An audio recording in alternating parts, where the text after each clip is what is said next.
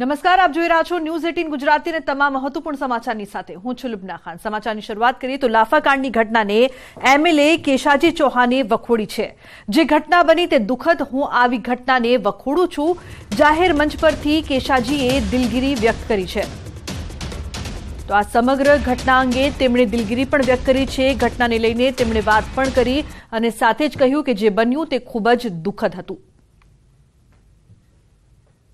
તો મહત્વનું છે કે જે પ્રકારથી આ લાફાકાંડ બાદ ચર્ચાઓ પણ થઈ રહી છે। ખેડૂત આગેવાનો દ્વારા માંગ પણ કરવામાં આવી હતી, વિરોધ પણ કરવામાં આવ્યો હતો, જે વિરોધ હજુ પણ યથાવત છે। ત્યારે કેશાજી ચૌહાણનું આ અંગે નિવેદન સામે આવ્યું છે। તેમણે દિલગીરી વ્યક્ત કરી છે। 8મી તારીખે જે બનાવ બન્યો એ દુઃખદ છે અને હું વખોડું છું। એનાથી હું દુઃખી પણ છું અને દિલગીર પણ છું। આજે 8મી તારીખે જે બનાવ બન્યો તો મહત્વનું છે કે જે ઘટના બની તે ખૂબ જ દુઃખદ છે તેવું તેમણે કહ્યું છે। મહત્વનું છે કે તેમના નિવેદનની રાહ પણ જોવામાં આવી રહી હતી।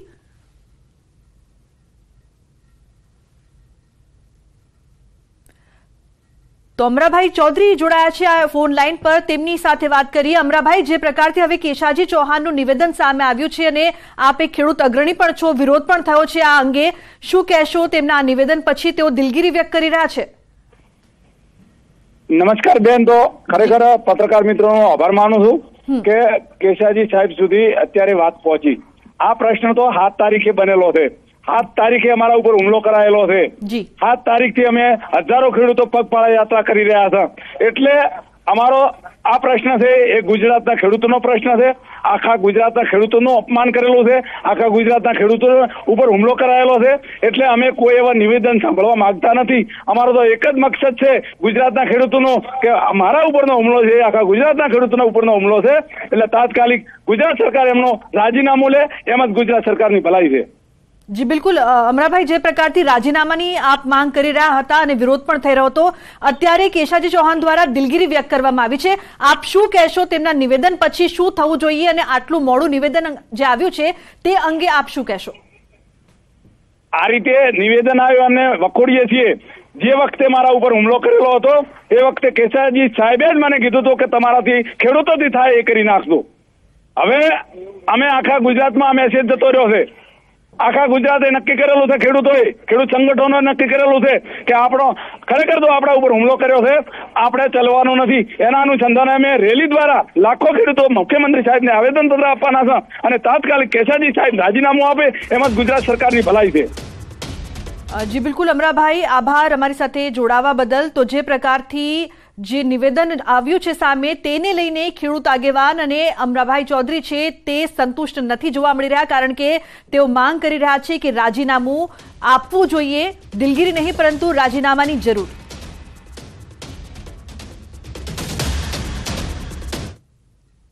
વાત ઉત્તરમાં અનરાધાર આફતની।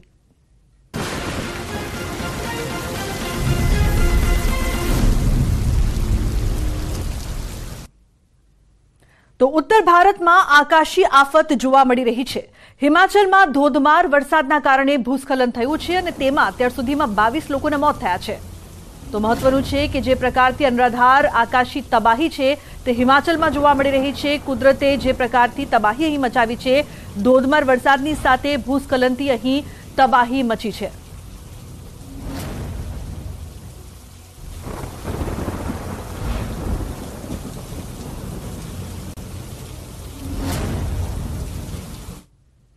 તો હવે નજર કરીશું ટોપ 18 ન્યૂઝ પર।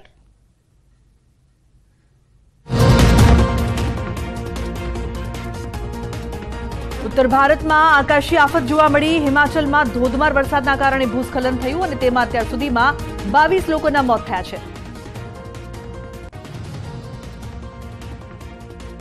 તો શિમલામાં શિવ મંદિરમાં ભૂસ્ખલન થયું, જેમાં 9 લોકોના મૃતદેહ બહાર કાઢવામાં આવ્યા અને હજી પણ 25 થી 30 લોકો દટાયા હોવાની આશંકા વ્યક્ત કરાઈ। હિમાચલ પ્રદેશમાં વાદળ ફાટ્યું। વાદળ ફાટવાના કારણે ભારે નુકસાન સામે આવ્યું। 25 જેટલી શાળાઓના બાળકોને રેસ્ક્યુ કરવામાં આવ્યા છે। ટુર્નામેન્ટમાં રમવા ગયેલા બાળકોને પણ સુરક્ષિત જગ્યાએ પહોંચાડવામાં આવ્યા। હિમાચલ પ્રદેશના શિમલામાં ભારે વરસાદના કારણે જનજીવન અસ્તવ્યસ્ત જોવા મળી રહ્યું છે અને તેના કારણે શાળા કોલેજો બંધ કરવાનો નિર્ણય કરાયો. હિમાચલ પ્રદેશના મંડીમાં સુકેતી ખડમાં વરસાદના કારણે ભયંકર જળસ્તર જોવા મળી રહ્યું છે. સુકેતી ખડની બલ ઘાટી જળમગ્ન થઈ. હિમાચલમાં ભારે વરસાદની આગાહી. શિમલા સહિત આસપાસના વિસ્તારમાં અનરાધાર વરસાદ. ચારે તરફ તબાહીના દ્રશ્યો. ઉત્તર ભારતમાં વરસાદી આફતના દ્રશ્યો. ક્યાંક પથ્થરો પડ્યા તો ક્યાંક મહાકાય વૃક્ષ જમીનદોસ્ત થયા. સતત વરસી રહેલા વરસાદના કારણે ઉત્તરાખંડના ઋષિકેશ અને તેના આસપાસના ઘાટ જળમગ્ન થયા છે. ગંગા નદીનું પાણી પરમાર્થ નિકેતનની શિવમૂર્તિ સુધી પહોંચ્યું.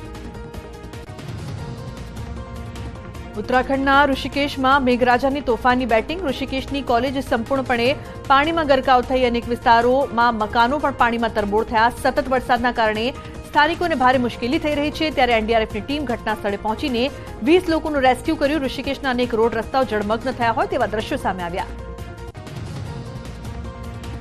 ઉત્તરાખંડના ઋષિકેશમાં ગંગાએ રૌદ્ર સ્વરૂપ ધારણ કર્યું. ગંગા નદીનું જળસ્તર ભયજનક સપાટીએ પહોંચ્યું છે. ઋષિકેશનો ત્રિવેણી ઘાટ સંપૂર્ણપણે જળમગ્ન થયો. ભારે વરસાદના કારણે ગંગા સહિત અનેક નદીઓ ઓવરફ્લો થઈ છે.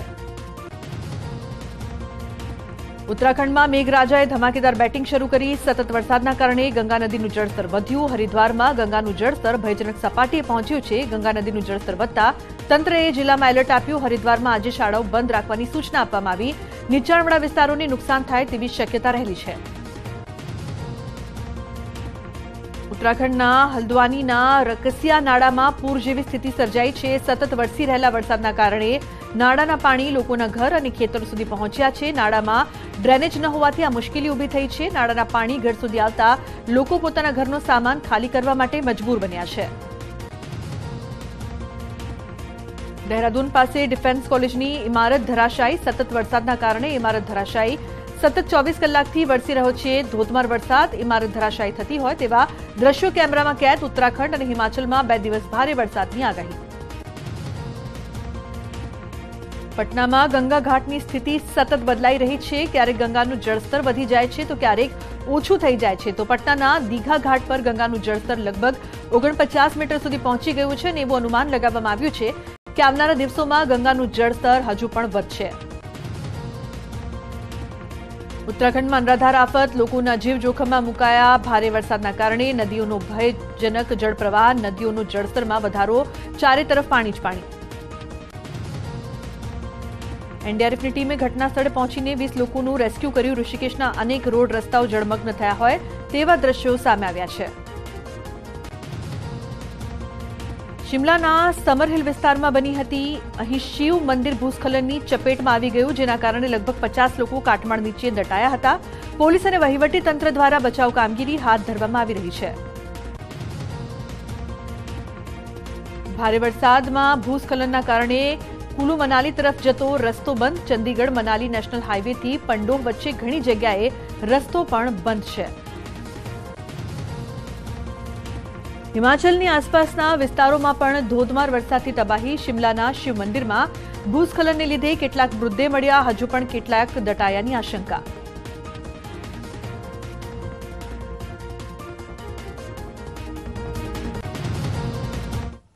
તો હવે વાત કરીએ અંબાલાલની મોટી આગાહીની.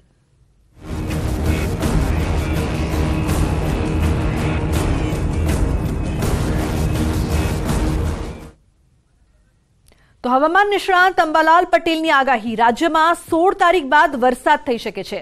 17 થી 19 ઓગસ્ટે મઘા નક્ષત્રમાં વરસાદ થઈ શકે. મઘા નક્ષત્રનો વરસાદ ખેડૂતો માટે સારો ગણી શકાય. મઘા નક્ષત્રનું પાણી અમૃત સમાન ગણાય છે.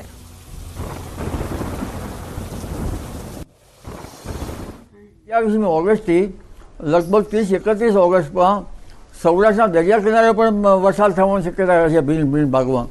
એટલે લગભગ મઘા નક્ષત્રમાં દક્ષિણ ગુજરાતના ભાગો, સૌરાષ્ટ્રના કેટલાક ભાગો, ઉત્તર ગુજરાતના ભાગો, મધ્ય ગુજરાતના ભાગો, કચ્છના ભાગોમાં વરસાદ થવાની શક્યતા રહે છે. પંચમહાલના ભાગોમાં પણ વરસાદ થવાની શક્યતા રહે છે. એટલે આ વરસાદનું વહન જે છે એ ગયું નથી અને સારા નક્ષત્રમાં વરસાદ આવી રહ્યો છે. તો રાજ્યમાં 18 થી 22 તારીખ સુધી વરસાદની શક્યતા છે। 22 થી 24 તારીખે ગુજરાતમાં થઈ શકે વરસાદી ઝાપટા। ઓગસ્ટના અંતમાં વરસાદની સિસ્ટમ સારી થશે। ઓગસ્ટના અંતમાં વરસાદી ઝાપટા થઈ શકે છે। તારીખ લગભગ 18, 19, 20 ને 22માં ગુજરાતના કેટલા ભાગમાં વરસાદ થવાની શક્યતા રહે છે અને તારીખ 22, 23ની આસપાસ પણ લગભગ ગુજરાતના ભાગોમાં વરસાદ થવાની શક્યતા રહે છે અને આ ઓગસ્ટના અંત ભાગમાં વરસાદની સિસ્ટમ સારી આવશે। પરંતુ આ જે વરસાદ જે છે એ લગભગ 22, 23, 24માં ગુજરાતના ભાગોમાં પુનઃ વરસાદી ઝાપટા કરતો સારો વરસાદ થશે જ। તો મધ્યપ્રદેશના વરસાદી વહનની અસર ગુજરાતમાં પણ થશે। ગુજરાતના પૂર્વીય ભાગોમાં વરસાદની શક્યતા। સાબરકાંઠા, બનાસકાંઠા, કચ્છના ભાગોમાં વરસાદની શક્યતા છે। ઉત્તર અને મધ્ય ગુજરાતમાં વરસાદ થવાની શક્યતા છે। અમદાવાદના અમુક વિસ્તારોમાં પણ વરસાદ થઈ શકે છે।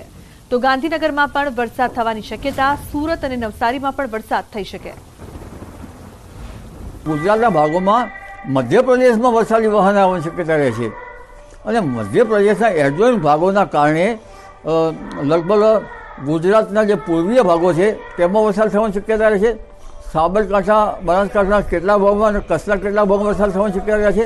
ઉત્તર મધ્ય ગુજરાતના ભાગોમાં વરસાદ થવાની શક્યતા રહે છે। અમદાવાદના ભાગો સુધી પણ વરસાદ થવાની શક્યતા રહે છે।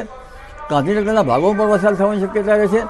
એટલે આ જે વરસાદ જે છે પૂર્વીય ભાગોમાં થોડોક વધારે રહેવાની શક્યતા રહે છે અને ત્યાંની અસરના હિસાબે દક્ષિણ મહારાષ્ટ્રના સરહદના ભાગોમાં અને દક્ષિણ ગુજરાતના ભાગોમાં પણ વરસાદ થવાની શક્યતા રહે છે। આહવા, ડાંગ, વલસાડ, સુરત, નવસારી અને સૌરાષ્ટ્રના ભિન્ન ભાગોમાં પણ લગભગ 27મી ઓગસ્ટથી માસના અંત સુધીમાં વરસાદી ઝાપટા સારા પડવાની શક્યતા રહે છે।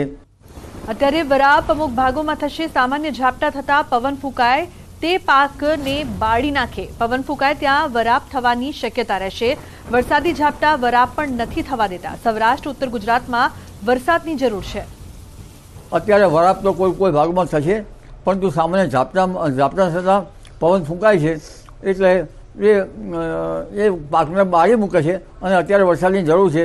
એટલે કોઈ ભાગમાં જ્યાં પવન ફૂંકાશે ત્યાં વરાપ થવાની શક્યતા રહે છે અને આ ઝાપટા જે છે ઘણા ભાગમાં વરાપ પણ થવા દેતા નથી અને અત્યારે વરસાદની તાતી જ જરૂર છે। સૌરાષ્ટ્રના ભાગોમાં પણ વરસાદની જરૂર છે, ઉત્તર ગુજરાતના ભાગોમાં જરૂર છે, બનાસકાંઠાના ભાગોમાં જરૂર છે। વરસાદ ગયો નથી। તો ખેડૂતો માટે ચિંતાનો વિષય પિયતની સુવિધા ન હોય તે ચિંતાનો વિષય છે। પવન ફૂંકાતા ભેજ સુકાઈ જાય છે। ખેડૂતોને પિયતની સુવિધા કરવી જોઈએ। 15 ઓગસ્ટ બાદ હવામાનમાં પલટો આવવાની શક્યતા છે। પિયતની વ્યવસ્થા નથી ત્યાં ખેડૂત માટે ચિંતાનો વિષય તો છે જ। એટલે આવા અને પાછો પવન ફૂંકાય છે એટલે જે પાકો જે છે એ પવનના કારણે ભેજને સૂકવી પણ નાખે છે। એટલે પિયત વ્યવસ્થા પણ કરવું તો સારું રહે કારણ કે આવા ઝાપટાથી કંઈ દાણા વળે નહીં।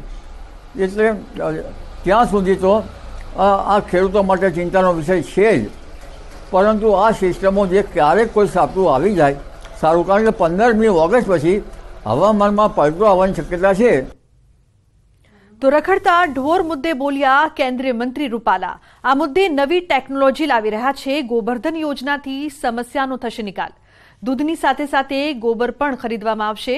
2 રૂપિયે કિલો ગોબર ખરીદવામાં આવશે। गोबर भाव मळता कोई ढोर ने रखड़ता नहीं मुके। एक नई टेक्नोलॉजी का इसमें कैसे प्रयोग हो सकता है उसके बारे में काम शुरू हो गया है। गोबरधन योजना करके एक योजना का शुभारंभ किया गया है जिसके जरिए गोबर और गोमूत्र आधारित प्रोडक्ट्स बनाने के नए आयाम खुल रहे हैं। हमारे ही गुजरात में बनास डेयरी ने 2 रुपये किलो गोबर खरीदने का शुरू भी कर दिया है।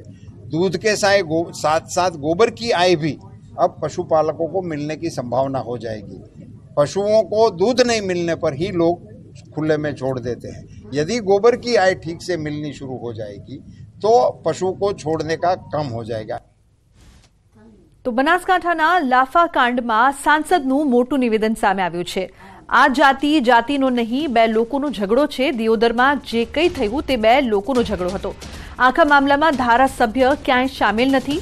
એમએલએનું રાજીનામું માંગનારને સાંસદ પરબત પટેલે સવાલ કર્યો, તમારા જૂના ઝઘડામાં એમએલએનું કેવી રીતે રાજીનામું? જાતિ જાતિનો નહીં, અણસમજણનો ઝઘડો છે.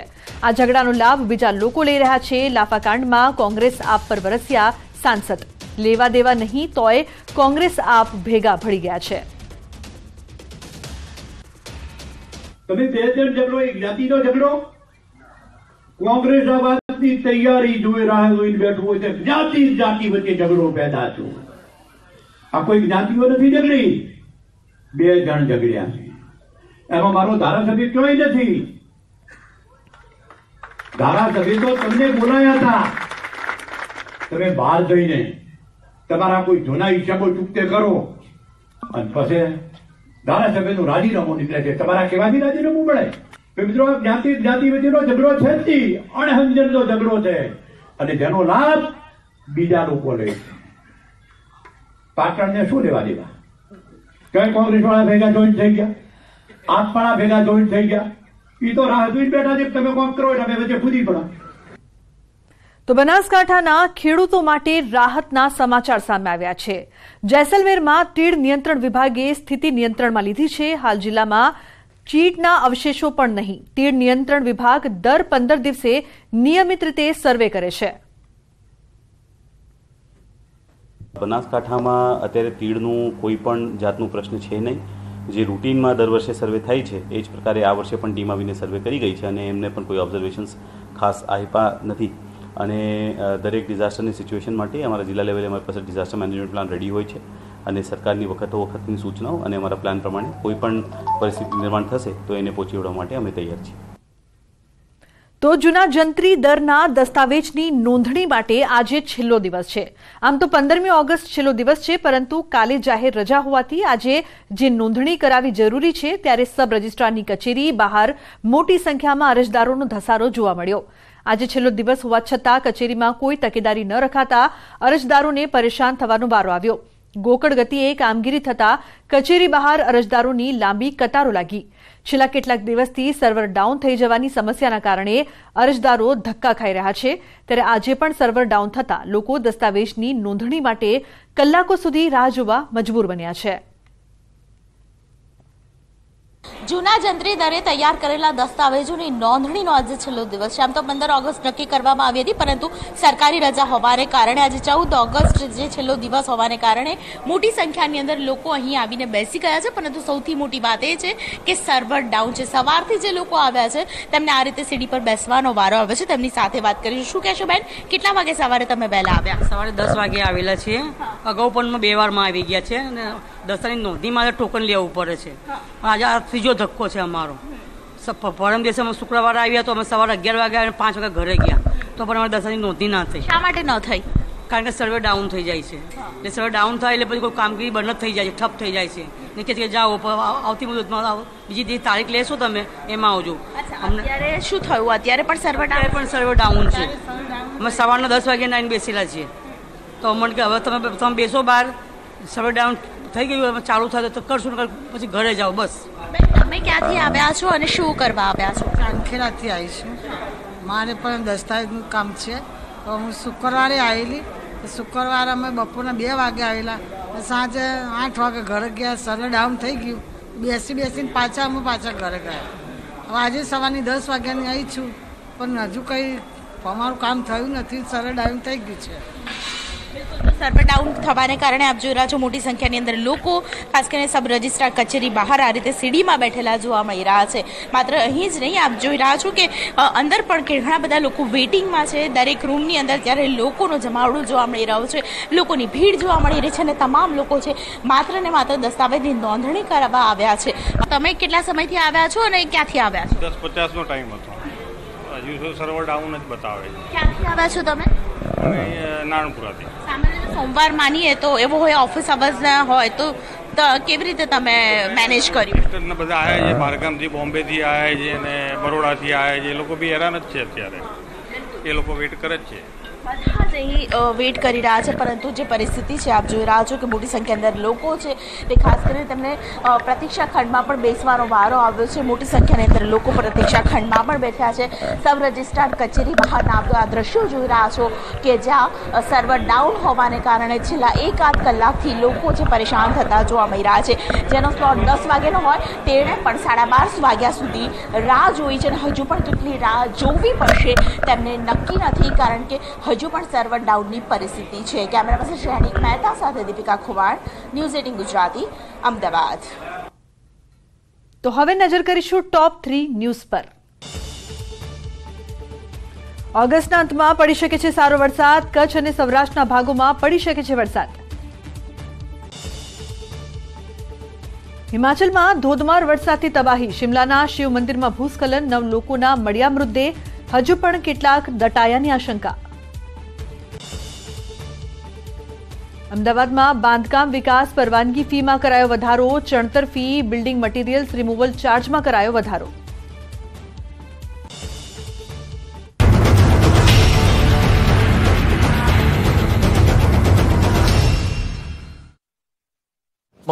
વધાર્યો.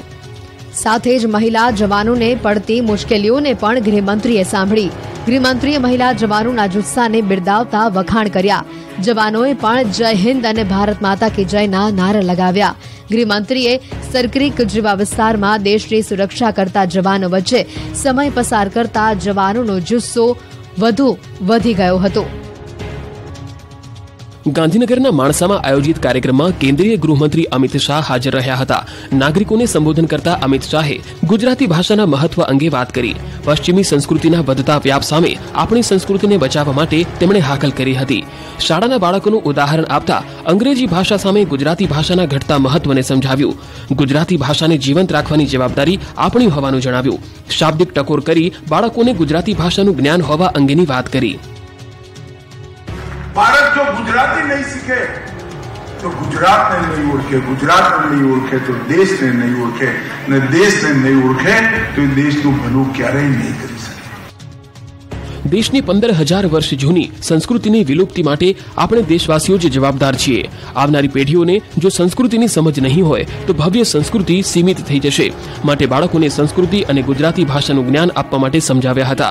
અગાઉ રાજ્યની શાળાઓમાં ગુજરાતી ભાષાને જીવંત રાખવા ફરજિયાત કરાઈ હતી, જેનાથી બાળકો અંગ્રેજી ભાષાના જ્ઞાનની સાથે ગુજરાતી ભાષા પણ શીખે અને દેશની વૈવિધ્યપૂર્ણ સંસ્કૃતિ અંગે બાળકોમાં સમજ કેળવાય.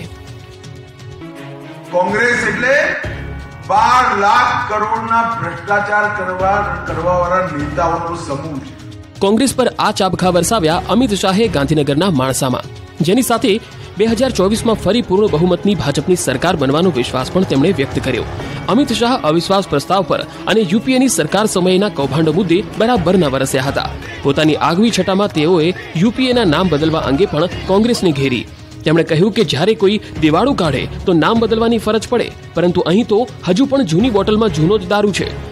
અમિત શાહે અવિશ્વાસ પ્રસ્તાવ મુદ્દે પણ કોંગ્રેસને ઘેરી હતી. તેમણે જણાવ્યું કે જ્યારે પીએમ મોદીએ જવાબ આપ્યો ત્યારે કોંગ્રેસના સભ્યો સંસદમાંથી ભાગી ગયા હતા. વિપક્ષી દળો પર લોકસભાની ચૂંટણી પૂર્વે અમિત શાહે આકરા પ્રહારો કરી ગુજરાતમાં કોંગ્રેસને પડકાર ફેંક્યો. સાથે 2024માં પણ પીએમ મોદીના નેતૃત્વમાં જ કેન્દ્રમાં ભાજપની સરકાર રચવાનો હુંકાર ભર્યો.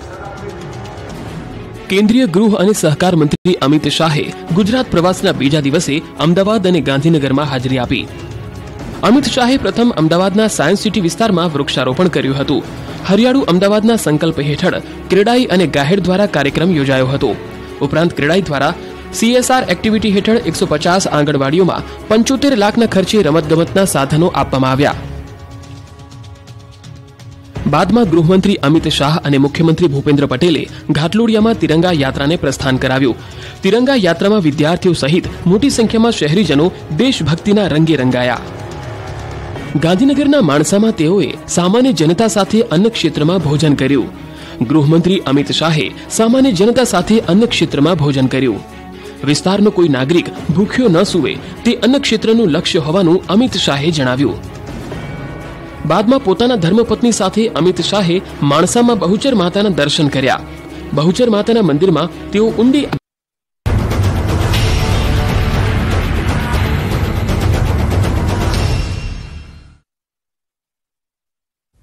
Welcome back. સમાચારમાં આગળ વાત કરીએ તો અમદાવાદ ઇસ્કોન બ્રિજ અકસ્માતના આરોપી પિતા પુત્રને કોર્ટમાં રજૂ કરવામાં આવ્યા છે. પ્રજ્ઞેશ પટેલના વચગાળાના જામીન અંગે સુનાવણી થઈ છે. પ્રજ્ઞેશ પટેલને મોઢાનું કેન્સર હોવાનો વકીલનો દાવો છે. કેન્સરના કારણે જામીન અરજી કરાઈ છે. આગામી 17 તારીખે વધુ સુનાવણી હાથ ધરાશે. સરકારી વકીલે કહ્યું કે ગુનાહિત ઇતિહાસના કારણે આરોપીને જામીન ન આપી શકાય. આજે પ્રજ્ઞેશભાઈની વચગાળાની જામીન અરજી હતી. કેન્સર છે એમને મોઢાનું, એટલા માટે અમે 1 મહિનાના વચગાળાના જામીન માંગ્યા છે ઇન્ટ્રીમ ટ્રીટમેન્ટ માટેના. આજરોજ નામદા કોર્ટ સમક્ષ જામીન અરજી આવતા સુનાવણી હાથ ધરવામાં આવી, પણ કેટલાક અમારે દસ્તાવેજી પુરાવા જે અમારી ટ્રીટમેન્ટ ચાલે છે રજૂ કરવાના હોય, નામદા કોર્ટે વધુ સુનાવણી 17 તારીખે રાખેલ છે. આજે કેસ કમિટ કરવામાં આવેલો છે સેશન્સ કોર્ટમાં. એની તારીખ 24/8/2023ની મોકલાઈ કરવામાં આવેલી છે. બીજું, આજે પ્રજ્ઞેશભાઈ પટેલની જામીન અરજી કેન્સરની બીમારી માટે સુનાવણી પર રાખવામાં આવેલી. એમાં તપાસ અધિકારી તરફથી સોગંદનામું રજૂ કરવામાં આવેલું, પરંતુ અરજદાર આરોપી તરફથી વધુ પેપર્સ રજૂ કરવાના હોય તેની સુનાવણીની તારીખ 17/8/2023ની રાખવામાં આવી છે. તો પોરબંદરમાં મૌલાનાના વિવાદિત નિવેદન મામલે મૌલાના વાસિફ રઝાને કોર્ટમાં રજૂ કરવામાં આવ્યા છે. રાષ્ટ્રગાન અને રાષ્ટ્રધ્વજ મુદ્દે વિવાદિત ઓડિયો ક્લિપ વાયરલ કરવાનો આરોપ છે. Prevention of insult the national honour act હેઠળ મૌલાના વિરુદ્ધ નોંધાઈ છે ફરિયાદ. અન્ય વિવાદિત નિવેદનો અને ભાષણને લઈને પણ પોલીસ કરશે તપાસ.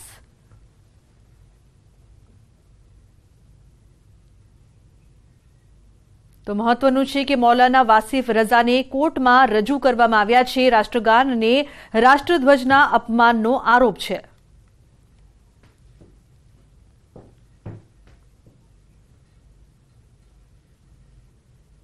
તો હવે નજર કરીશું ટોપ 3 ન્યૂઝ પર.